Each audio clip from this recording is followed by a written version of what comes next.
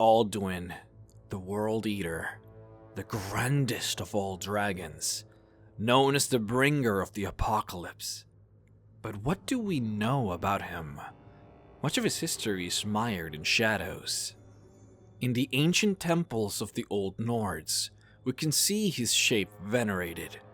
Dragons took on a centerpiece in their religious society. More so than just philosophical, the ancient Nords physically venerated them. Piles of gold were delivered to the dragons in tribute. For a while, this kept the peace between the humans and the Dovas.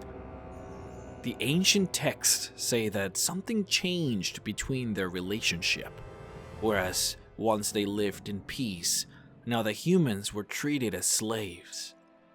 The dragon priests ruled with an iron fist, demanding more and more from their subjects. The humans eventually snapped, and the Dragon War started. No text ever explains why the dragon priests changed their ruling style, or what truly was the drop that spilled it all into chaos. But we know one thing. Alduin wasn't content with merely ruling over men. He had left his old title as the World Devourer and sought a new one. Alduin sought to rule the world, to push civilizations beneath his claws, and elevate dragons atop his pyramid of death. But was Alduin truly the one who started this war? Quite possibly. Alduin is known as the firstborn of Akatosh, the god of time and space. He was given great power by his creator, at least much more power than any other spawn of his. For you see, Alduin's task was mighty. When the Et Ada were in the process of creating Mundus, they started to slowly realize that their magic wasn't going to be enough. The worlds that they were creating were not lasting. Life failed. Earth collapsed. Magic fizzled. There was no need for these failed planets to exist when one could, say, use their energy to fuel the existence of another. And that's when Akatosh created Alduin, the perfect specimen. A creature with the ability to destroy worlds and consume the souls of those within. Souls that he could then use to funnel life into new planets. And so, Alduin existed, for both creation and destruction, fulfilling his role planet after planet, destroying and creating. The Et Ada realized that it was futile. Their magic wasn't enough to create the everlasting world that they wanted to produce. Thanks to Lorcan, the spirits realized what had to be done. Only by sacrificing a large part of their divine spark could they fuel the world with the life they wanted to give it. And by doing so, Nirn was created. Now, with the perfect world created, Alduin had no longer a reason for existing. And so, he waited and waited for the day he would once again arise to destroy the world once again. But that day never came. A demigod of destruction, forced to live in harmony with those he was always meant to consume. Yet, we sat here surprised at the coming of darkness. Thanks to his interesting upbringing, Alduin was given a very interesting array of abilities. Ancient Nordic stories speak of Alduin having the ability to literally eat years away from individuals. How he did it is simply unknown to us, since there are certain themes that only Alduin is allowed to learn. You see, Paarthurnax explained that it was physically impossible for a dragon to learn the Dragonrend shout, as an example, since learning a thum is a lot more than simply learning the words. To truly learn a thum, you must have an understanding of the concept of the thum. In this case, Dragonrend required the understanding of one's mortality, the concept of knowing that one's life has an end, and that one day that end will come. This concept does not exist for dragons, and specifically not for Alduin. It's not just that dragons are immortal, they are, but the thing is, dragons have a unique understanding of time. Of course, being the sons of Akatosh, the god of time.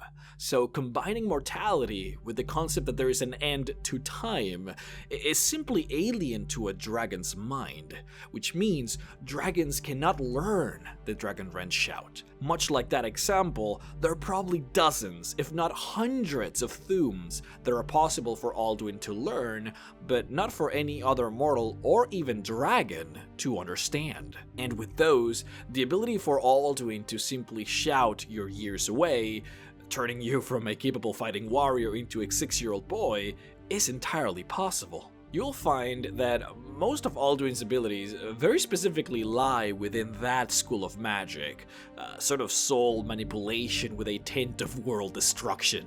Alduin had the incredible ability of being able to manipulate souls in order to bring back life into a body. His power, however, seemed to have a limit. Alduin was not able to restore youth to human bodies that had perished through natural means. This entails that if a dragon priest were to, say, physically die, then Alduin wouldn't have been able to resurrect them. This is why throughout Skyrim you'll find that many dragon priests went through great lengths to lengthen their lichdom, so that when Alduin would finally be back, they could be given power and life anew. MrRhexx specifically had the ability to consume a soul in order to regenerate wounds and revitalize himself. This might be but a mere example of the power that Alduin probably had. Dragon priests were, after all, promised immortality for as long as they venerated and revered the dragons, a process that simply required the sacrifice of certain slave souls. Moreover, Alduin had the unique ability to steal souls in an interesting manner. You see, the magical mist in Sovngarde is special. Alduin created it as a soul net, meant to encapture the souls that were driven into it. There are, however, two very shocking aspects to Alduin's power. The first one falls under the fact that Thumes require the pronunciation of a word of power alongside the understanding of the word and the intent to wield it as power. Alduin, however, seemed to have the ability to use his most powerful tool without even a single word. This is, in fact, his roar. Alduin's roar had the ability to produce countless meteorites that would fall into the earth and break the ground asunder. This is how Alduin destroyed planets.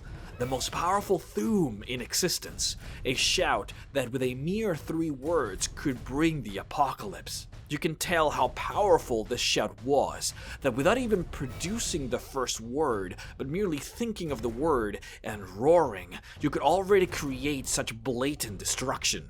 The second shocking thing is of course, his invincibility. Dragons are immortal, they never age, and even if they die, their souls stay within their bodies, simply resting and awaiting their resurrection. The Dragonborn had the ability to take these souls and consume them for power and knowledge, a process that, it is believed, completely severs the existence of the soul, and is, in fact, the only way to kill a dragon truly. The Dragonborn, however, wasn't able to absorb the soul of Alduin, which means he is still out there. But the real question is why? Was the power of the Dragonborn lacking at the time? Or is the power of Alduin simply superior? The answer might actually lie in the past. You see, this is not the first time that Alduin has appeared and brought havoc into Skyrim. He almost destroyed their entire civilization on the First Era, hundreds of years after the Dragon War, after he was sent forward in time. This Alduin ravaged the land, transformed the Nords into puny versions of themselves by stealing their youth, and the great god Shor had to intervene to defeat Alduin. Legends, however, speak of this Alduin being but a mere shadow of its former self, a ghost of its otherwise intrepid power. But if a mere ghost has the power to almost destroy all of Skyrim, then what is this Alduin that we see here that seems to be equal in power? Is he merely a ghost too? The Dragonborn has a few times over being described as an avatar of Shor, and we know that where Alduin is, the Dragonborn will always be. But if Alduin was merely a ghost, then could he also have been merely a ghost now? That would explain why he wasn't fully dead then when he was defeated by Shor, and why he isn't fully dead now when the Dragonborn couldn't absorb his soul.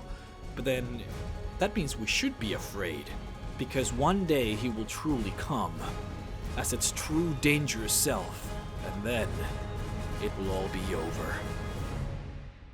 You do not even know our tongue, do you? Such arrogance, to dare take for yourself the name of Dova.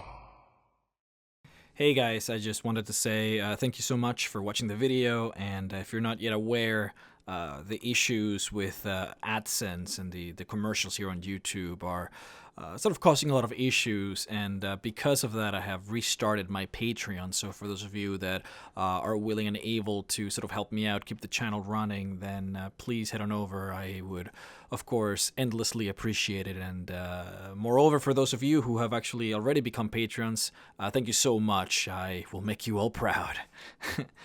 See you all next time.